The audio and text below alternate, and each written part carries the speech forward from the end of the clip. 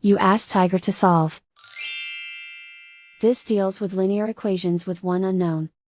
The final result is x equals 1. Let's solve it step by step. Group all constants on the right side of the equation. Subtract 5 from both sides. Simplify the arithmetic.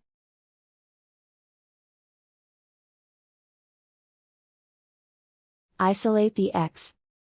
Divide both sides by -3. Cancel out the negatives. Simplify the fraction. Cancel out the negatives. Simplify the fraction. And so the final result is x equals 1.